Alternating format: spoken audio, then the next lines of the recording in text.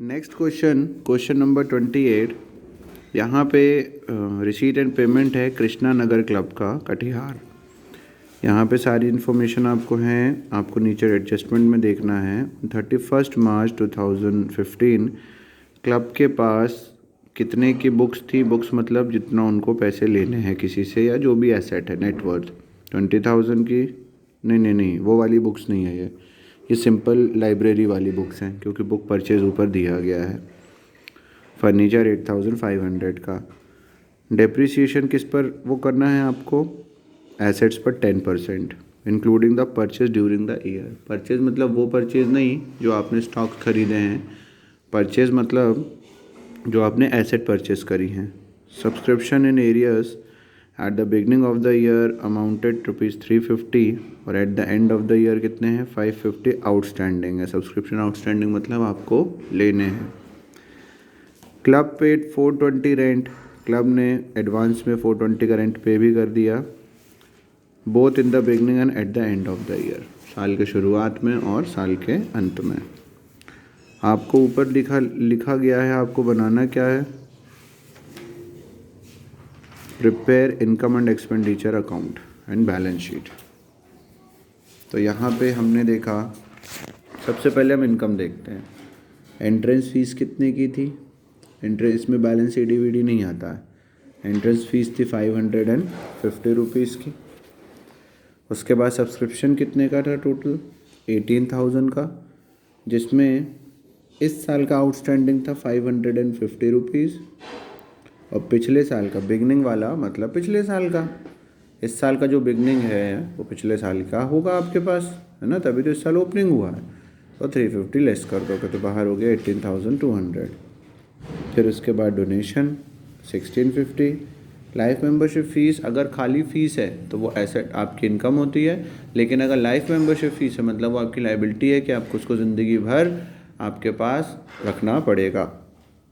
फिर है interest on FD तो आपकी एसेट होती है, लेकिन उस पर मिलने वाला ब्याज आपका इनकम होता है। तो ये हो गया 480। फिर हम बात करते हैं एक्सपेंसेस की। एक्सपेंसेस में आपने रेंट पे किया है 1680 का। रेंट के लिए कुछ नोटिफिकेशन था, करंट ईयर का 420 था और प्रीवियस ईयर का भी 420 था। उसमें लिखा है आपने एडवांस, बिगनिंग वाला तो प्रीवियस ईयर का हो गया और at the end of the year जो है आपका इस साल का हो गया। तो 420 प्लस 420 माइनस, तो बाहर 1680। फिर वेजेस, लाइटिंग चार्जेस, डेप्रिसिएशन किस पर लगा था, बुक्स पर लगा था। बुक्स कितने की खरीदी थी आपने, बुक्स आपने ली थी 20,000 की और उसके बाद आपने और बुक खरीदी थी जो 2480 की। तो दोनों को ऐड करना है। यहाँ पर इन्होंने गलत लिखा है, 2248 का 10% नहीं, यहाँ पर टोटल है आपकी किताब 20,000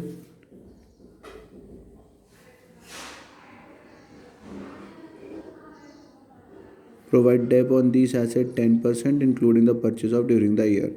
तो आप यहाँ पर जो बुक्स परचेज थी 2480 प्लस 20,000, दोनों को अगर आप ऐड करोगे तो आपको जो भी डेप निकलेगा 10% वो आएगा कितना, 2248। ठीक है, क्योंकि डेप आपका 22,480 पर निकल रहा है।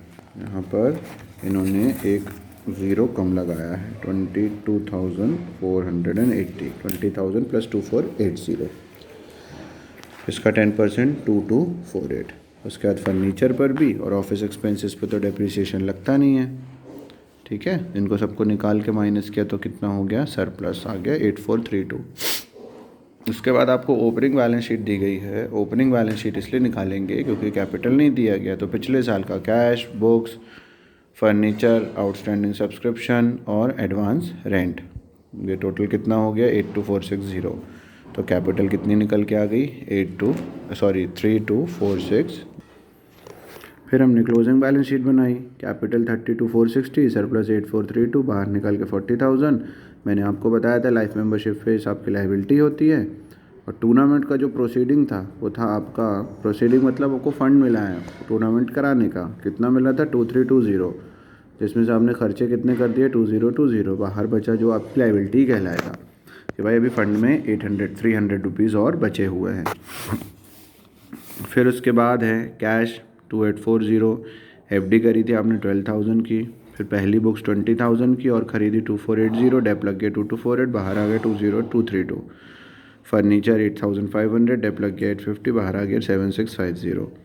आउटस्टैंडिंग सब्सक्रिप्शन और रेंट में जो है वो एडवांस आपने दिया था तो वो आपकी एसेट हो गई। दोनों मिला के क्या हो गया टोटल टैली 43692 से। उसके बाद क्वेश्चन नंबर 30 देखो, पंजाबी बाग क्लब रांची।